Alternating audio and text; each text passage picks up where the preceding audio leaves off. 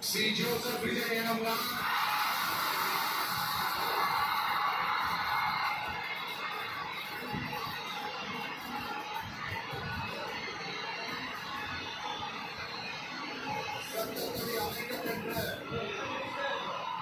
இந்திய அரசியல் அமைப்பின்பால்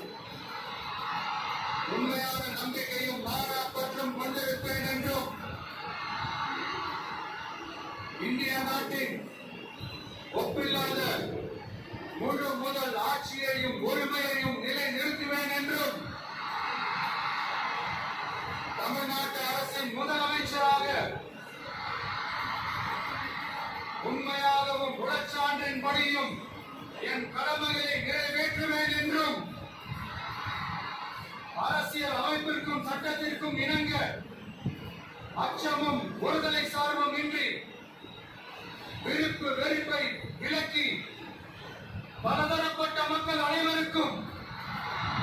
நேர்மையானதை செய்வேன் என்றும் ஆண்டவன் மீது ஆணையிட்டு உறுதிமொழிகிறேன்.